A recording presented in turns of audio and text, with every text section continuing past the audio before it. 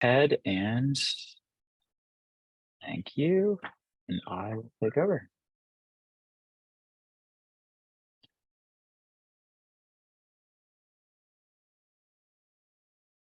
Can you see my screen? Yes, I can.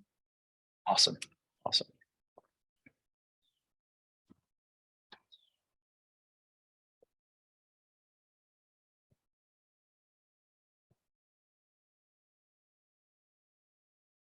I see people trickling in. We'll give everybody just a few minutes.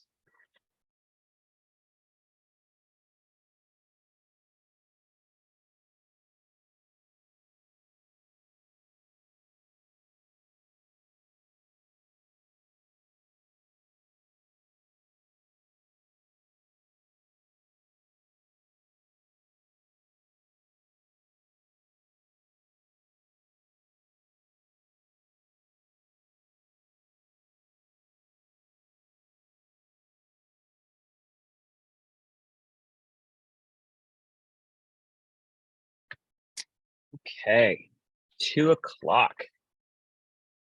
Thank you so much, everyone, for joining today's webinar. My name is Ben Francis. I head up customer success and support here at Salesmsg. On the call is my counterpart, Ronnie, works on our customer success team.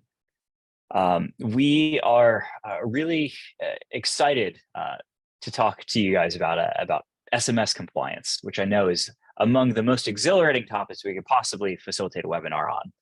But it has an extremely important impact to the ROI we're using, we're able to generate for our business.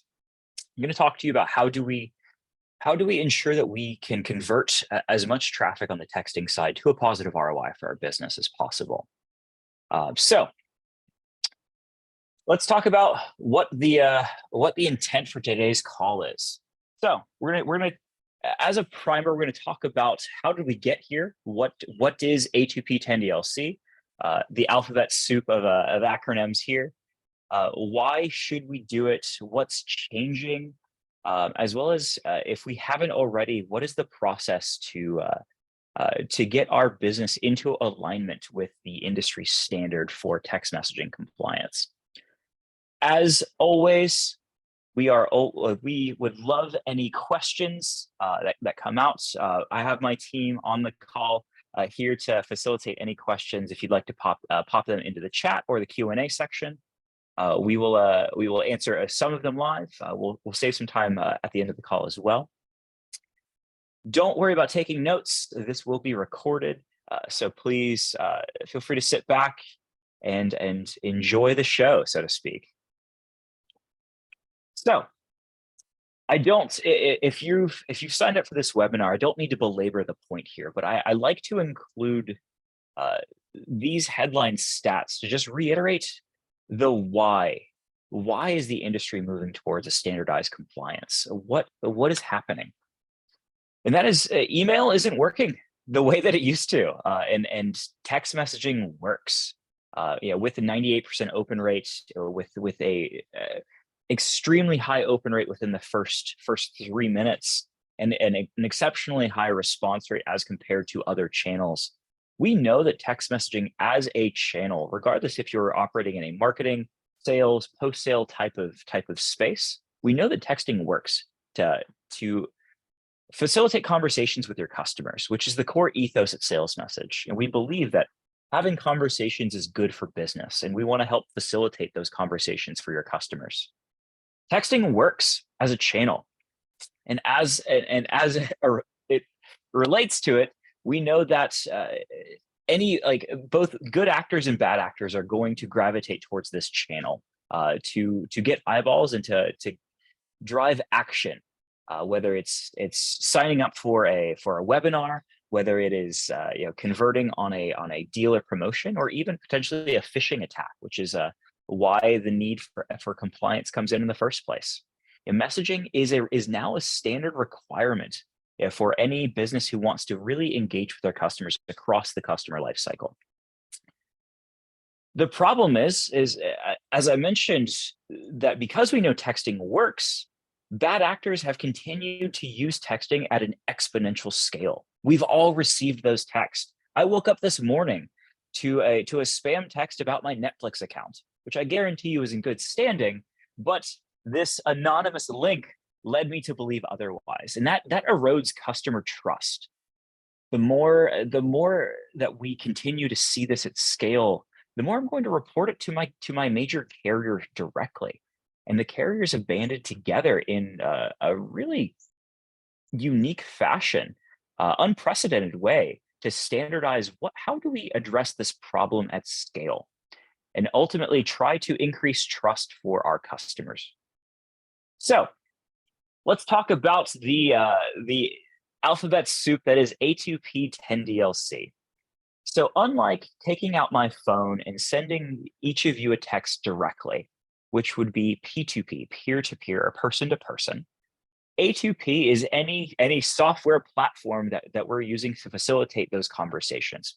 Salesmsg being an application, sending text to your customers, two-person, A2P. 10DLC is a 10-digit long code. So of the 3 number types that we have to use to facilitate text conversations, 10DLC are local phone numbers. They're long code numbers. Toll-free has a different designation, and then we have short code, those 5 or 6-digit numbers, which are really great to be able to send out large format messages. Among the most expensive options, but amazing if we want to engage hundreds of thousands of people in a single text. You can do that. So unwanted messages they come from a variety of places, but we're seeing the traffic shift more towards 10-digit numbers more than ever before. Because they're easier to acquire than ever.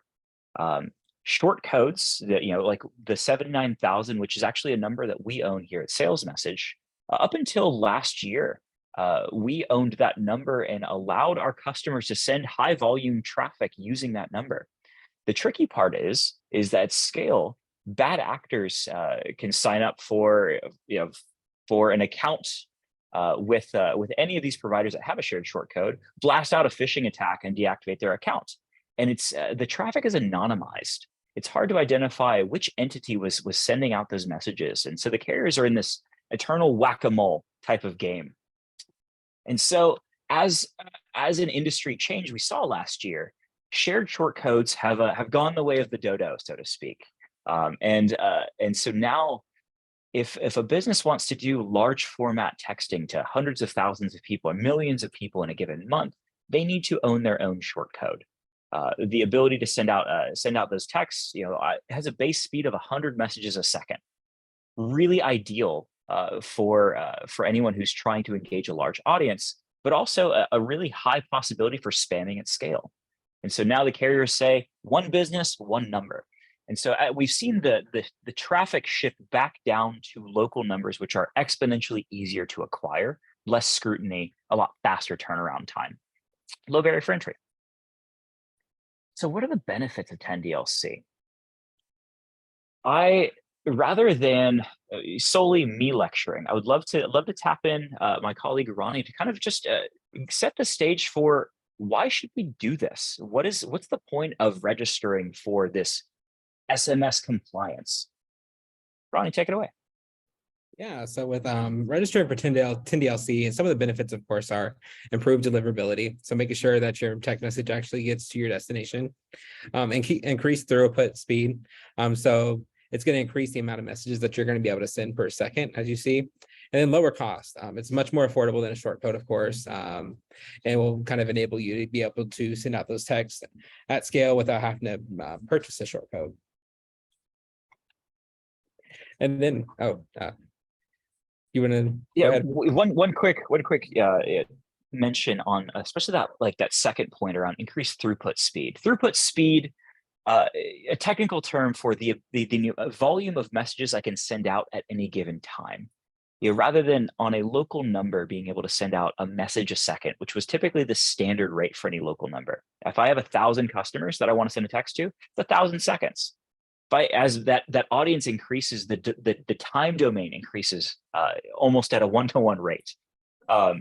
By registering for compliance, aside from the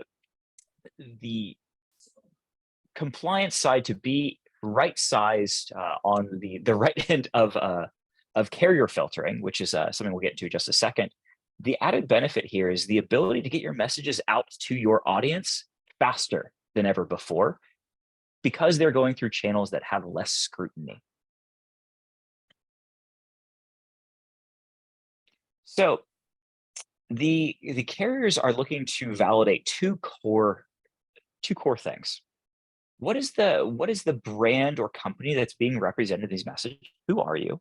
And what is the nature of what we're trying to send? We don't need to provide every single message we're ever going to send to our customers, because ultimately conversational messaging is now a mandatory in business.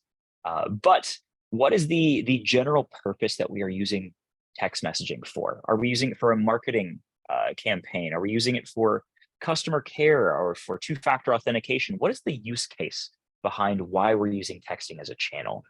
A lot of times for most sales message customers, it's going to be mixed. It's going to touch the marketing phase, the sales phase, maybe a little bit of the post-sale, kind of depending on the number we're using overall. So it's a two-step process. We register our business, then we register the use case or the campaign, how we're using text messaging as a channel overall. So I will spare you the lecture and reading exactly what the campaign registry is, but in an unprecedented fashion, the major carriers here in the United States have gotten together to leverage an outside entity that is known as the campaign registry. And what they do is they provide what they call secondary vetting to say, of these brands that are looking to use text messaging, can confirm that they are legitimate. They are registered businesses with the IRS. They have a digital footprint that makes sense for the text messaging they're looking to do.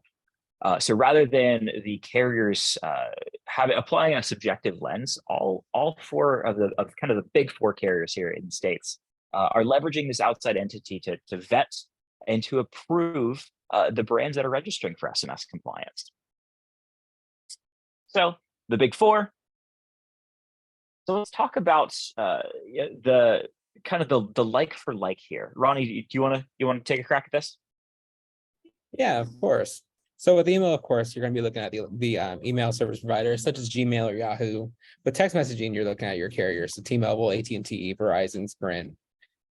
And then with you're both kind of looking at, with email and SMS, both kind of spam and blacklisting. But SMS, instead of spam, we're looking more at filtering. The carriers will filter things they think are spam, are malicious, phishing. Both email and SMS, you are able to unsubscribe as a recipient of a text. And then with email, you're looking at CA and spam, which is the organization that deals with spam with email. And then with SMS, you're looking at CTIA and TCPA. And then lastly, like the difference, of course, with email is the DKIM, the SPF records. And that's kind of how you verify your traffic as a business in email. And then with SMS, it's going to be 10DLC. Yeah. So wanted to set the stage. A lot of us, especially who operate in the marketing space, who've leveraged email traffic for so long, wanted to provide the context for the equivalent for unsubscribes are like for like. We have a good error handle there, but what are who are the players? What are the mechanisms we use to validate traffic to ensure that we're routing things through the right series of channels? So to that point, okay, I get the why. Now let's get into how do I do this? How do I identify whether or not I need to register for SMS compliance? So essentially, if you're using landline numbers, you got to register. Well, if you're using landline numbers and you have a US tax ID, then you need to register for 10DLC. If you are solely using toll-free numbers, then there is a very similar, remarkably similar compliance step toll-free verification for that. If you have a short code, it's an exponentially longer and more rigorous process. If you already have one, you've already gotten through it. If you're interested in acquiring a short code, that's where Ronnie and I come in to help you acquire one to facilitate that large format type of messaging. Our team's happy to help on that side. So if you're based in the US, using local numbers, you need to register for you need to register for 10DLC. So the landscape has been changing at an exponentially increasing pace. So just for context, here are some of the things that have changed. And for AT&T, Verizon, and T-Mobile, this is a sprint pace. Sprint, pun intended, I suppose. But up until last November, registering for SMS compliance was a voluntary step. It was really only for entities that were sending out a large volume of traffic. More than a couple thousand messages a day needed to register for this. And as we've seen, the board has changed it again, where any business based in the US that has that tax ID needs to register for SMS compliance. So how do I know, okay, I need to do this. How do I know what I need to do? Which package do I go forward with? And for those visual learners out there, here's an easy flow chart for you. So if you have a tax ID number, then we're going to be in this left column here. And then it comes down to one specific question around volume. How many messages are we looking to send generally in a day? And knowing the size of our subscriber base or the campaign we're running may fluctuate a bit. But if we can kind of look at this from a regular pattern of behavior perspective, are we sending thousands of texts, or are we sending dozens or hundreds of texts? If the latter, then low volume standard is going to be the right option. Has a little bit faster of a turnaround because it doesn't require that secondary vetting process. But if we're going to send out large format messaging on any sort of regular cadence, weekly, monthly, something like that, we would strongly recommend registering for this standard package, because you get the added benefit of that second set of eyes, which will dramatically increase the speed at which your messages go out using that throughput. If you do not have a tax ID, say, hey, I'm a smaller entity, I'm an independent contractor, or I'm an independent mortgage broker, something like that. I'm not affiliated with the major finance institution that I may be licensed under. We do have a sole proprietorship option that is coming very soon in the next couple of weeks. That we will have a mechanism for you to register and make sure that your traffic is going through the right channel based on your business classification. So stay tuned. Reiterating another way, the volume of messages is going to dramatically impact which package you should go live with. And I do want to put a very clear disclaimer here. This is not a sales pitch by Salesmsg directly. We make nothing off of registering for SMS compliance. What we are most interested in is ensuring that your messages get to your customers, because we know that's good for your business. That is our sole purpose here. Any registration fee, anything like that, is a direct pass-through fee that has zero markup whatsoever from Salesmsg. So the reason the customer success team is facilitating this webinar is to specifically make sure that what can be done, what should be done to make sure we can generate a positive ROI for our business is the sole purpose here. So let's talk about, okay, we've alluded to there's going to be a cost for entry here. The cost to enter into the carrier world. So it depends on the use case. If we're picking, hey, I'm a smaller shop, I'm not sending thousands of texts a month out, or even a day out from my number, what are my options? It's relatively benign from a cost perspective. It's $4 as a one-time registration fee and $1.50 for most customers who are picking a low volume mix, saying the nature of my messages are going to occupy the marketing phase, maybe a little bit of the sales phase, but it's primarily going to be conversational back and forth. There are other campaigns you can pick within low volume that would have up to and not exceeding a $10 a month recurring cost. So as it relates to being able to ensure that your messages get out to your end customer, worth the spend, we can assure you. Again, you have to have a tax ID number to register either for low volume standard or regular standard. So 10DLC standard, which has that secondary vetting process, which has the benefit of giving you that faster outbound speed, which Who doesn't want our messages getting out faster to our customers? That's the goal. We want this immediacy channel used as close to real time as possible. So there are a couple different campaigns we can select. Here's how we're going to be using text messaging: delivery notifications, marketing mix, customer care, two-factor authentication, a few others. For a vast majority of the customer base within Salesmsg currently, we're going to pick a mixed campaign type. That is a kind of a catch-all for anything that's not very clearly transactional texting, which is a one-sided type of engagement. Sending out more than 2,000 texts in a given day, and this doesn't have to be every day. We don't have to send 2,000 out every day, but the carriers are going to be setting specific thresholds. And if we see the volume spike in a 30-day rolling period, that's when the additional scrutiny, if we're on low volume, say, hey, this customer identified like there wouldn't be any of this large format messaging coming from your account, and they've configured the pipes to go out a specific way. If they start to see that spike happen, they might think that something awry is going on with your text messages, and as a result, it might result in the compliance team taking a look to see what is the nature of your messages and are these legitimate. We want to help you avoid that scrutiny if at all possible. Sole proprietorship, as I mentioned, is coming soon, but essentially it's a single entity, single number, single use case. Hobbyists, independent contractors, no U.S. tax ID, no EIN. That's kind of the biggest differentiator for the sole proprietorship. So those are the three options we have. Okay, I know in concept why I need to do this. Here's what I need to pick, and we'll get into the how in just a second. But Ronnie, I wanted to see if you had anything to add about any of the three options, and kind of adding additional color into why it would be valuable picking one over the other. Yeah, definitely. In most cases, if you're going to be on the fence about how much you're sending, I always have recommended to all of my customers the standard. It's one of those things, like, even if you think you're going to be under 2,000, but you're like, oh, there may be a couple days, or I might have a couple of big broadcasts I need to send out or blast. That's where I would definitely recommend the standard. Like, as a best practice, even if it's like once or twice a month, you're going to face less scrutiny. Like Ben was saying, you're not going to have to deal with the carriers kind of stepping in and wondering what you're sending.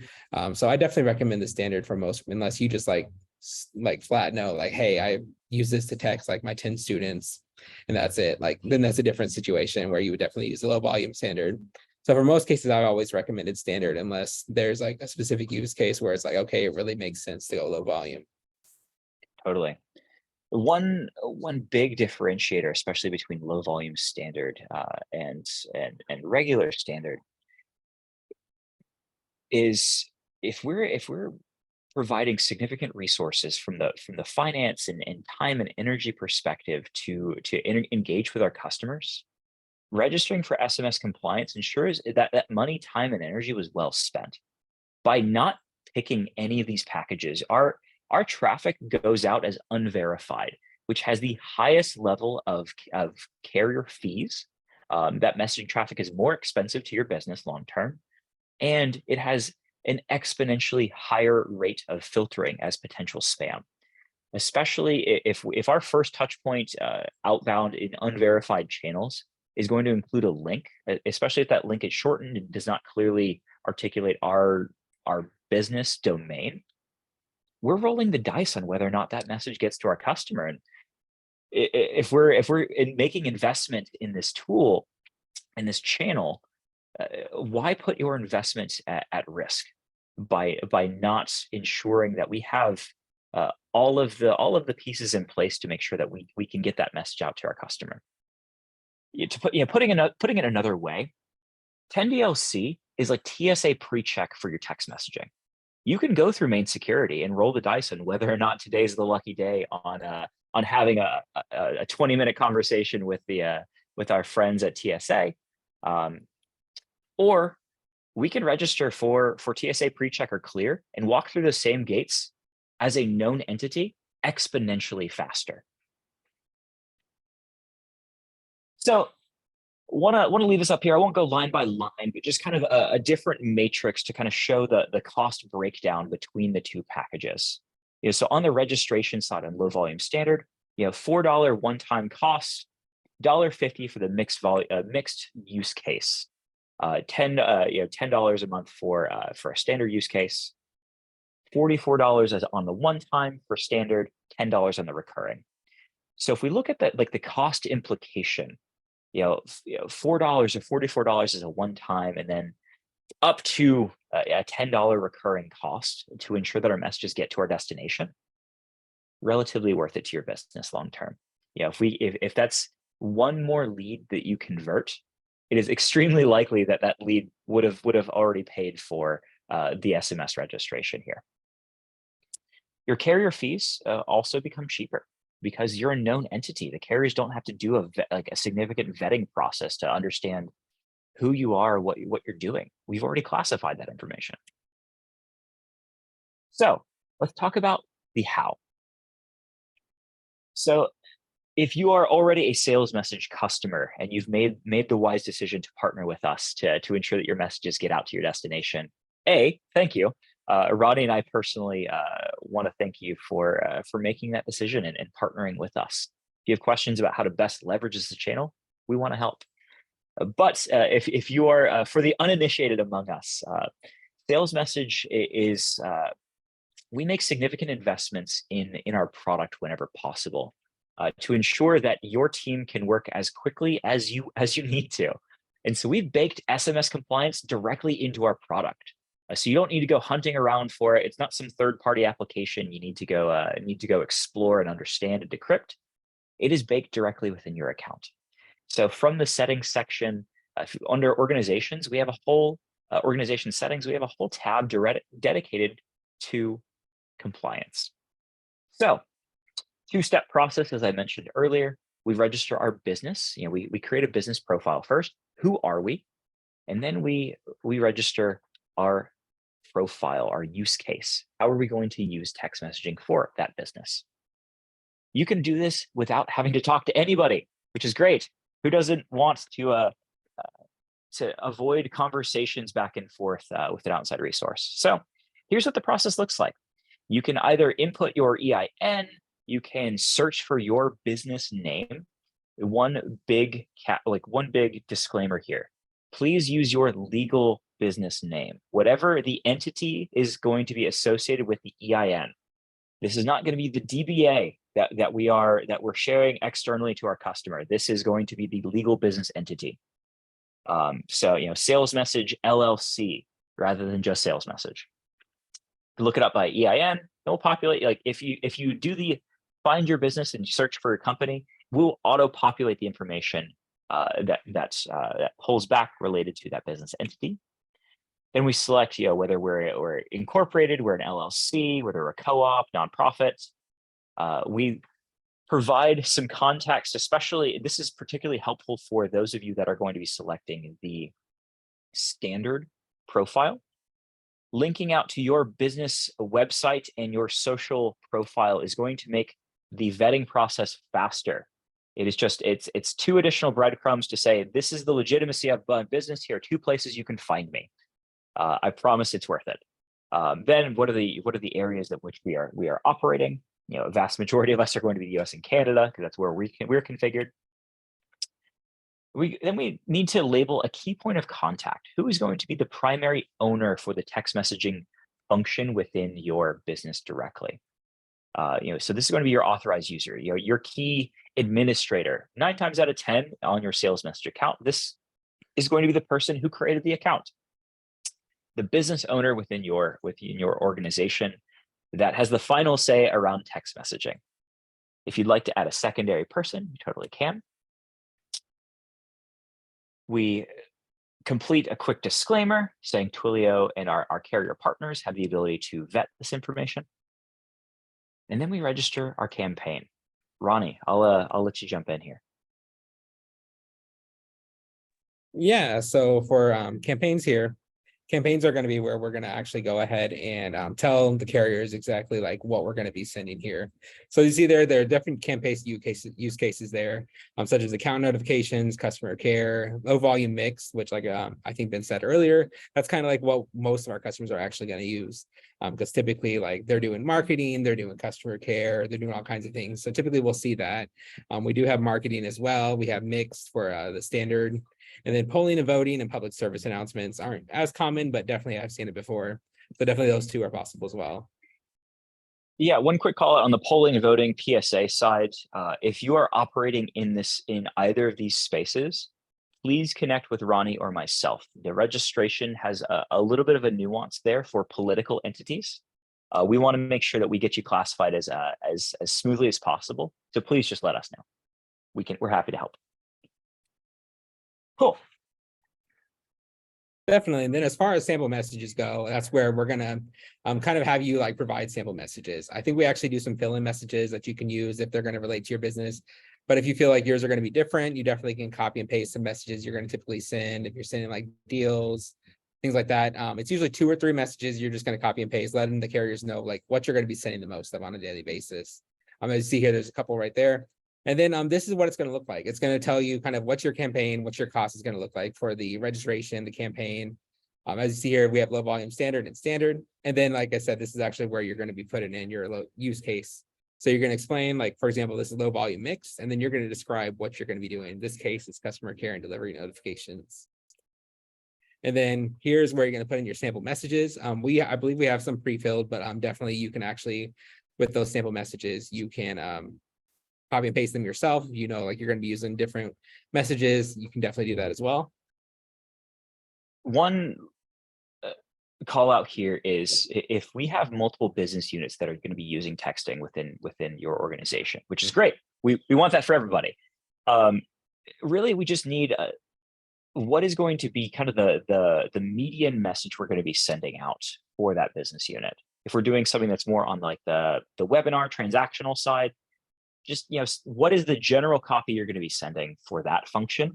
And then if you have like kind of a generic sales greeting message as well, or kind of the general copy you're going to use, that's really what we're looking for, is to help the carriers set a baseline to say, hey, if I'm saying I'm doing webinar reminders and some sales qualification, if the carriers start to see that I'm asking for campaign donations, or all of a sudden the contents of my message contain verbiage about CBD products, like that is way off of what I told the carriers I would be doing. And so like that's what we're trying to do, is help the carriers establish what baseline looks like.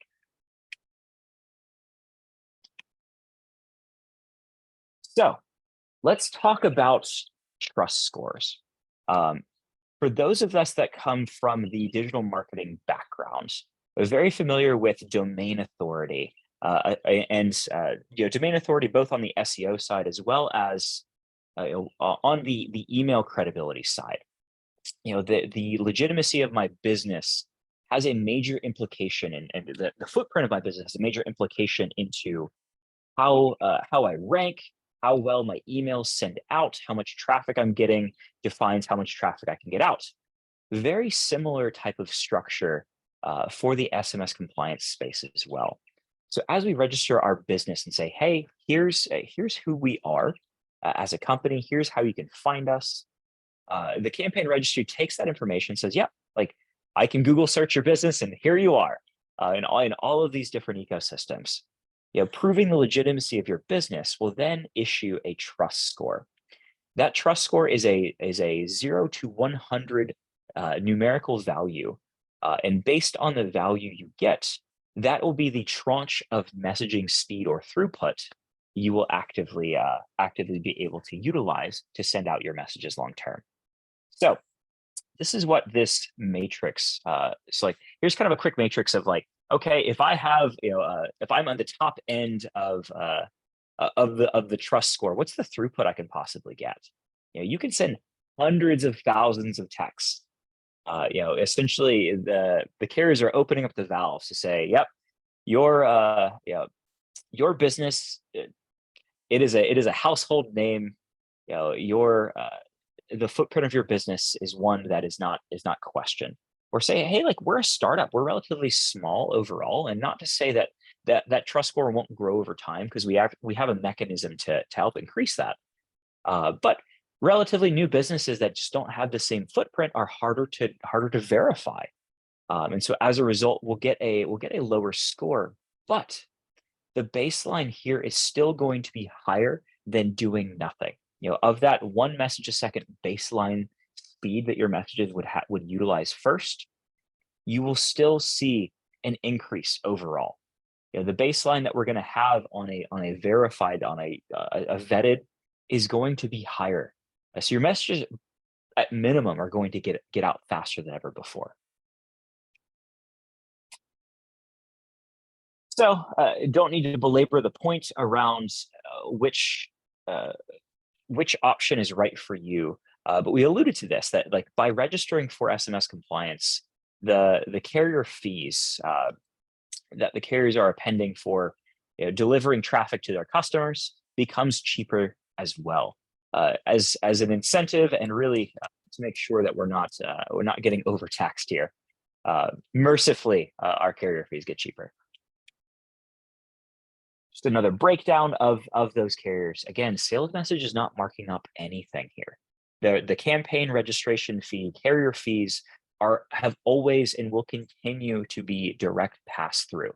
We will add it as a line item on your Salesmsg invoice to make it crystal clear, what the usage was, what the per unit cost was for those. But Salesmsg as an organization makes nothing off of this. We don't serve to commoditize traffic in that way. That's not our business model here. So mentioned that the deadline has passed for whether or not this was optional. Back on November 3rd was when carrier filtering was going to dramatically increase, and we've seen the hammer drop on this. If you haven't already registered for SMS compliance and you're sending out traffic, check your analytics either in our application or in the application you're using to validate, are your messages actually getting to your destination? It's a high likelihood the answer is no, at least not all of them. Fortunately, this is among the easiest things to move from the carrier filter to carrier violation bucket, as we label it in our analytics, over to the delivered category just by registering. Those credits that we're utilizing within the Salesmsg platform to send out those messages are effectively being wasted right now, because the carriers are stepping in to say, I can't determine whether or not this message is coming from a legitimate source. It's such an easy fix. So would love to open it up for some Q&A. If you have any questions about SMS compliance, which package is right based on the nature of your business, please feel free to post it in the Q&A or the chat below. But Ronnie, I want to have you help me answer some of these questions, if that's cool. Definitely. So, is Salesmsg the only company that's impacted by this 10DLC around compliance? I'm not hearing this from other people. Why is Salesmsg the only one talking about this? Yeah, so Salesmsg is one company that is very serious about making sure that our customers are getting their messages delivered. Other companies may not worry about it as much. This is very important to us. And so officially, any company that is using A2P, which is the application to person, is going to be affected by this. This is something that is important. And while other companies might not do it, or they're not too worried about the deliverability, we are.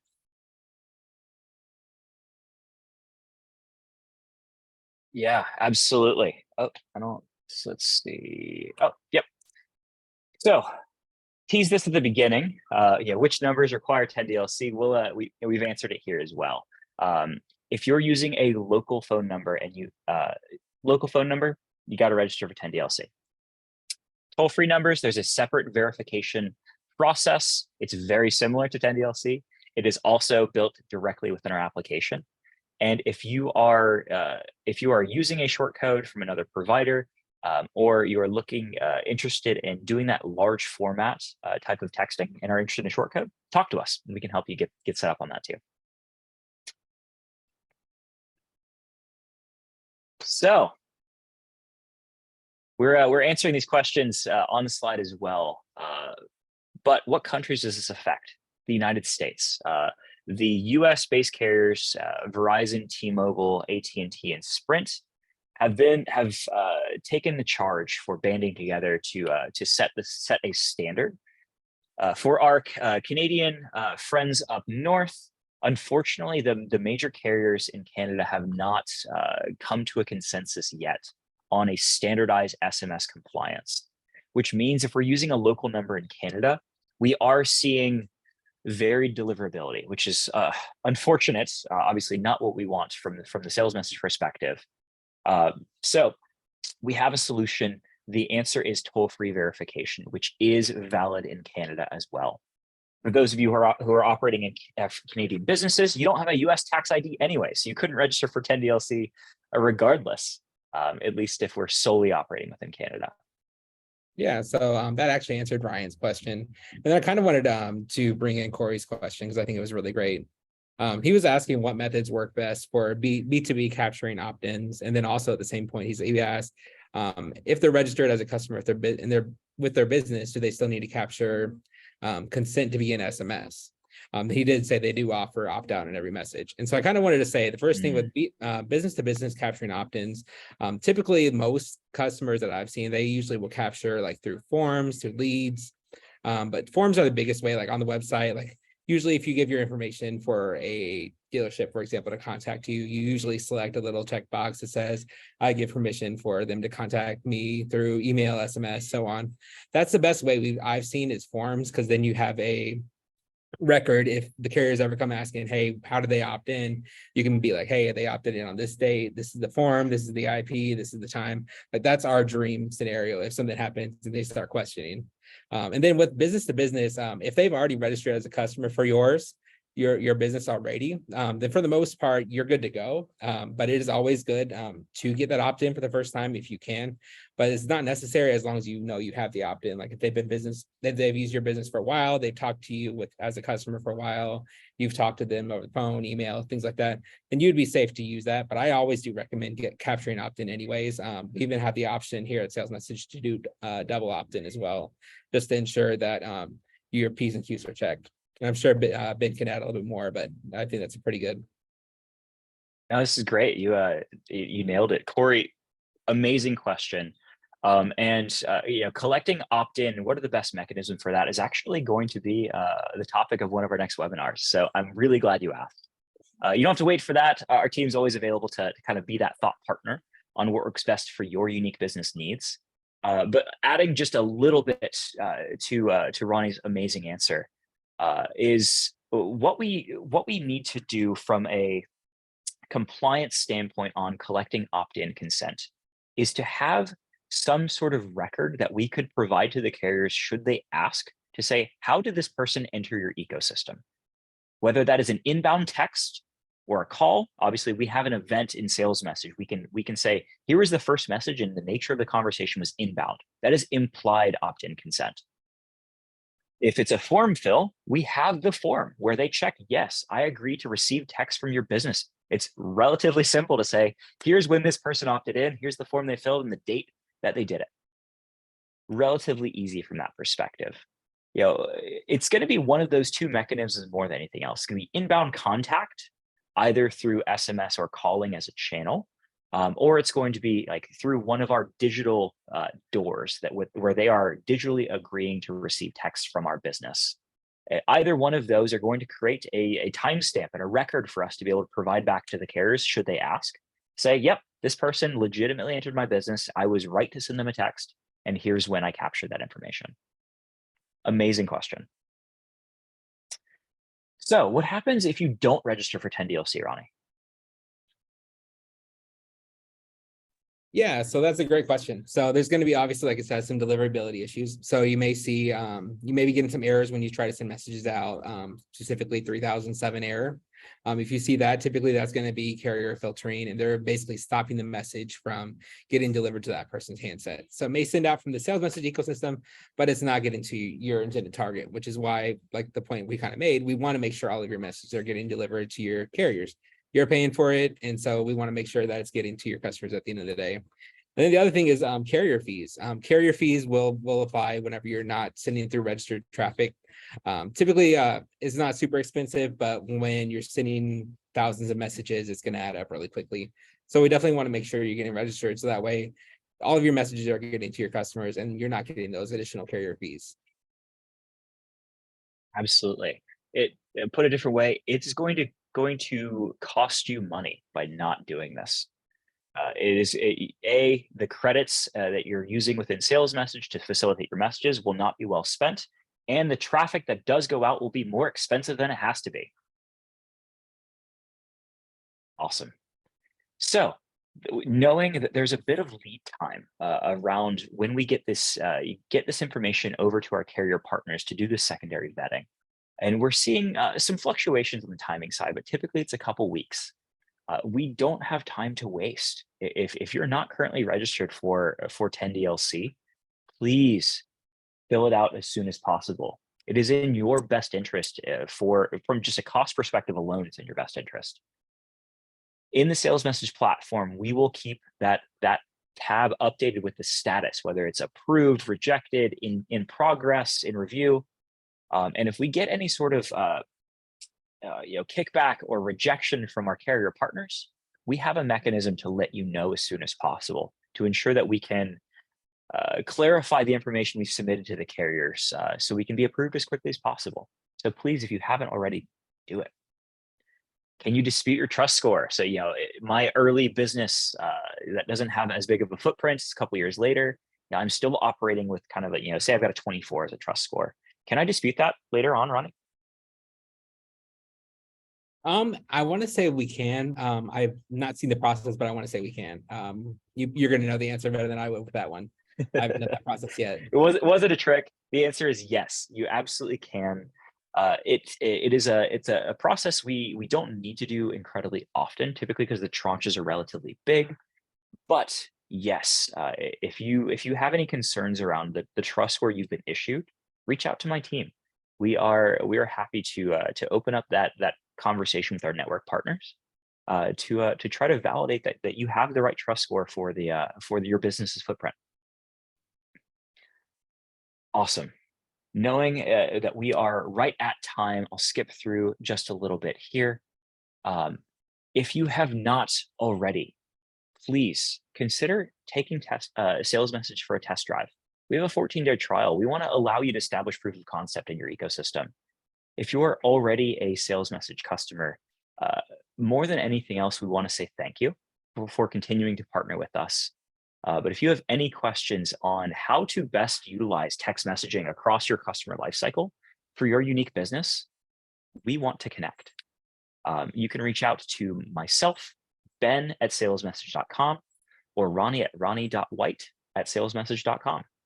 We would love to help do a scorecard analysis of where are you guys using texting right now? Where could you be using it in the future? Ronnie will post our emails in the chat. Thank you, sir.